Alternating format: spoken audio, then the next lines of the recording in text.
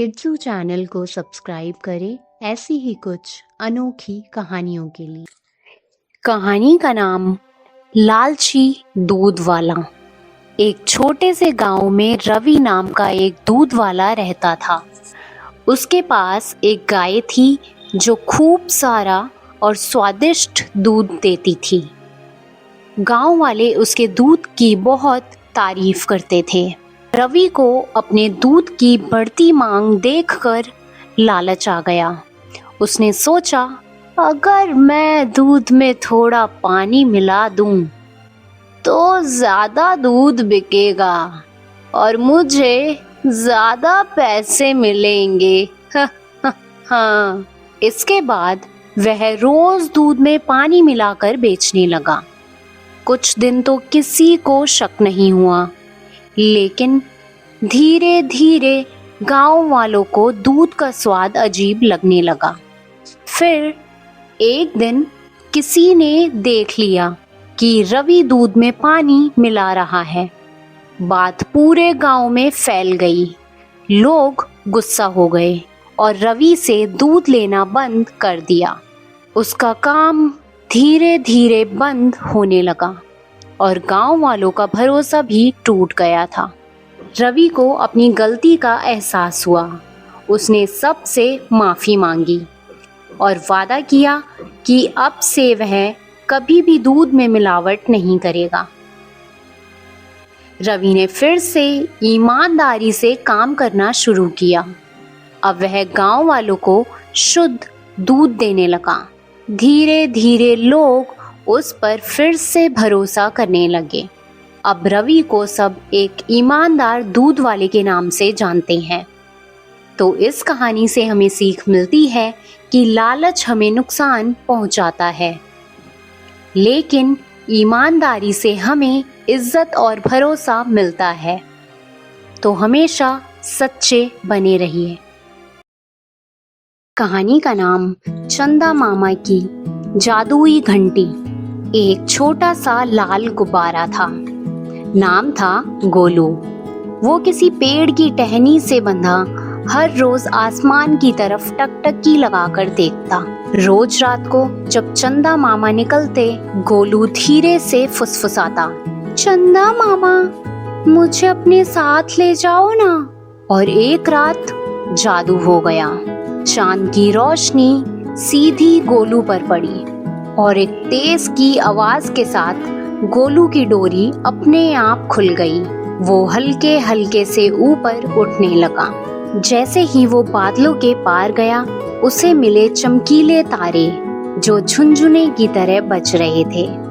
तभी एक तारा बोला, आओ गोलू, चलो चांद की सैर कराएं। रास्ते में गोलू ने एक नीली रंग की बिल्ली देखी जो तितली की सवारी कर रही थी और एक सुनहरी मछली जो बादलों में तैर रही थी।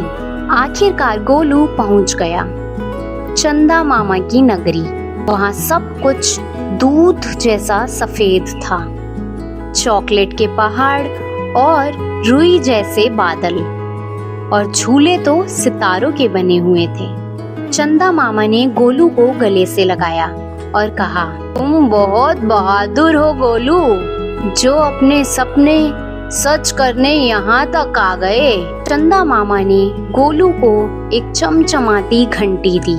तो हर बार बजती तो उससे एक रोशनी की किरण निकलती और आसपास के सभी तारे झिलमिलाने लगते। गोलू ने चांद के मैदान पर उछल उछल कर खूब खेला और दूध की नदी में कागज की नाव भी चलाई और एक चांदनी रथ में बैठकर पूरे चांद की सवारी की। ये सब करते करते पूरी रात बीत गई और फिर सुबह होने लगी। तभी चंदा मामा ने कहा, अब तुम्हें वापस धरती पर जाना होगा गोलू, लेकिन याद रखना, जब भी मुझे याद करोगे ये घंटी बजाना, मैं मुस्कुरा दूंगा। गोलू मुस्कुराया, घंटी को अपने पास रखा और धीरे धीरे धरती की ओर लौट गया। अब जब भी गोलू चंदा मामा को याद करता तो वह तुरंत वो घंटी बजा देता और घंटी की आवाज सुनकर चंदा मामा मुस्कुरा देते। तो इस कहानी से हमें सीख मिलती है कि सपने वही सच होते हैं जो आंखें खुली करके देखे जाएं। कहानी का नाम मेंढक और बैल। बहुत समय पहले की बात है।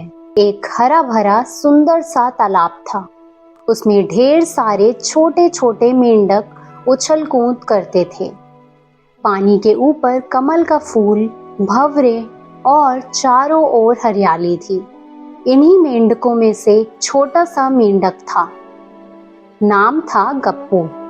बहुत चंचल और बहुत बातूनी। एक दिन गप्पू पहली बार तालाब से बाहर गया।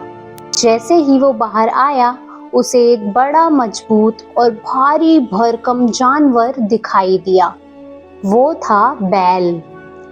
उसकी बड़ी बड़ी सींगें, मजबूत टांगें और धम धम कदम। गप्पू ने ऐसा जानवर पहले कभी नहीं देखा था। वो दौड़ता हुआ तालाब में वापस आया और बाकी मेंढकों को बुलाकर बोला, अरे मैंने अभी अभी बाहर एक पहाड़ जैसा जानवर देखा। इतना बड़ा, इतना तगड़ा।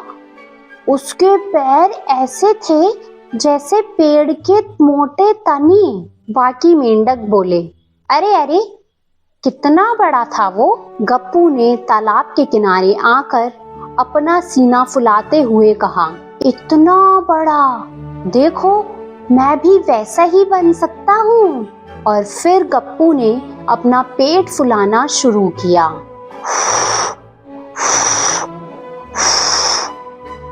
उसका पेट फूलने लगा। देखो मैं भी बैल जितना लग रहा हूँ ना। बाकी मेंढकों ने हंसते हुए कहा, अभी तो नहीं लग रहे हो। गप्पू और ज्यादा अपना पेट फुलाने लगा। फिर बोला, अब तो मैं बहुत बड़ा हो गया हूँ। अरे नहीं गप्पू, अभी भी छोटे हो। बाकी मेंढक बोले। गप्पू ने एक और जोर लगाया और अचानक गप्पू का पेट फट गया। सारे मेंढक चुप हो गए। अब सब समझ गए थे कि किसी और की नकल करके बड़ा बनने की कोशिश करना मूर्खता है। तो इस कहानी से हमें सीख मिलती है कि दूसरों जैसा बनने की होड़ में हमें अपनी पहचान और जान दोनों खोनी पड़ सकती है। कहानी का नाम बुद्धि का चमत्कार। बहुत समय पहले एक गांव में राम सिंह नाम का एक किसान अपनी पत्नी कमला और बेटे सुंदर के साथ रहता था। जहां सामने तुलसी का पौधा और आंगन में एक हैंडपंप था। राम सिंह रोज खेतों में हल चलाता और कमला मिट्टी के चूल्हे पर रोटियां सेकती। सुंदर एक बहुत होशियार बच्चा था।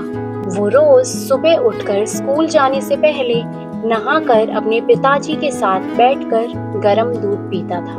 उसके पास बस 2 कॉपी और एक स्लेट थी, लेकिन पढ़ाई में वह सबसे आगे था। एक दिन राम सिंह ने सोचा, अगर सुंदर शहर जाकर कोई अच्छा काम सीखे तो हमारा भविष्य सुधर सकता है।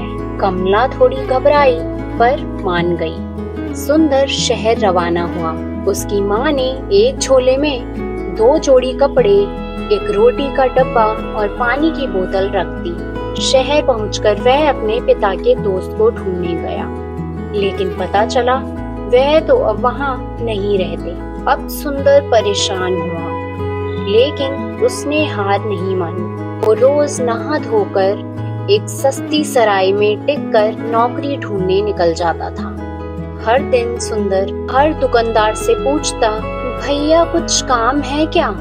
लेकिन बिना जान पहचान के उसे कोई नौकरी नहीं मिली। एक दिन थक कर वह एक पेड़ के नीचे बैठ गया। वहीं कुछ सरकारी बाबू बातें कर रहे थे। एक ने बोला, अगर आदमी में अक्ल हो तो मरे हुए चूहे से भी पैसे कमा सकता है। सुंदर ने यह सुना और सोचना शुरू किया। तभी पास से एक तांगा निकला, जिसमें एक अमीर सेठ और उनकी बिल्ली थी। अचानक बिल्ली कूदकर झाड़ियों में भाग गई। सेठ बहुत घबरा गया और बोला, जो मेरी बिल्ली को पकड़कर लाएगा उसे मैं एक चांदी का सिक्का दूंगा। सुंदर दौड़ा। उसने रास्ते में एक मरा हुआ चूहा देखा और उसे रस्सी से बांध लिया। फिर वह झाड़ियों में गया और चूहे को हिला हिलाकर बिल्ली को बुलाया। बिल्ली बाहर आई और सुंदर ने उसे पकड़ लिया।